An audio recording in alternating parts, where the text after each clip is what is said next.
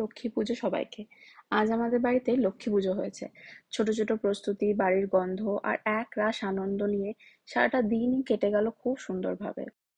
এই ফলের ব্রেকফাস্টটা বরের জন্য ছিল। আমি আর শাশুড়ি মা পুরোটাই উপোস ছিলাম। যাই হোক, এরপর শাশুড়ি মা শুরু করলেন আলপনা। ছোটবেলা থেকেই লক্ষ্মী পুজোটা বড্ড এনজয় করতাম।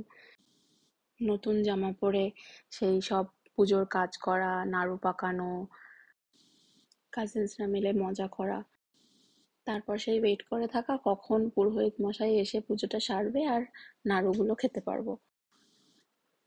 এই শাশুড়ি মা এখানে তুলসী পাতাগুলো বেছে তুলে রাখছে। বেসিক্যালি পুজোর যে প্রেপারেশন গুলো হয় সেগুলোই করছিলাম আমি আর শাশুড়ি মা মিলে।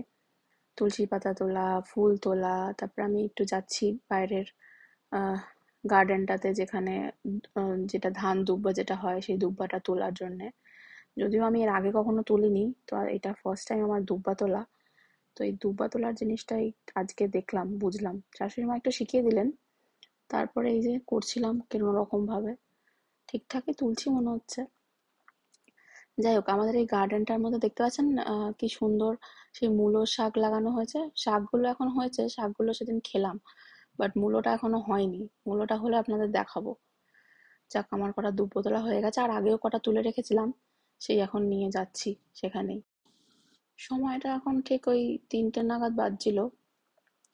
এইগুলো করে একটু লগ ইনও করার ছিল, আমার আজকে ছুটি ছিল না, তো ওয়ার্ক ফ্রম হোম ছিল, তো লগ ইন করে তারপরে ভোগ বানানোর কথা আছে, মানে শাশুড়ি মাই ভোগটা বানাবেন, আর আমি ওই রাত্রে খাওয়ার জন্য খিচুড়ি, লাবড়ার তরকারি এগুলো বানাবো। তো এখন এই নীল রঙের এই ফুলটা, ধুতুরা ফুল বলে না এটাকে?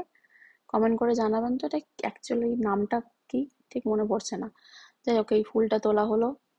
তারপরে আরেকটা রকমের ফুল ফোটে আমাদের বাড়িতে, সেটা হচ্ছে ইয়েলো রঙের। এই ফুলটার নামও ঠিক আমি বলতে পারবো না, কিন্তু হ্যাঁ, খুব সুন্দর ফুলগুলো।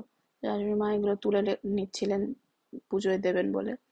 আর এমনি বাইরে থেকেও ফুল আসবে, বাবা এনে দেবে।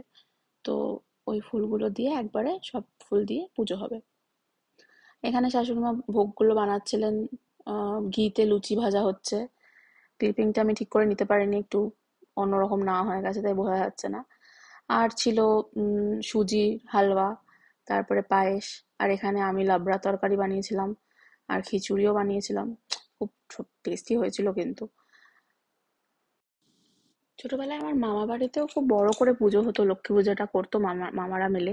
তো ওখানেও খুব মজা হতো, দু একবার গেছি মামা বাড়িতে লক্ষ্মী পুজো পালন করেছি, সেখানেও খুব ভালো মজা হতো।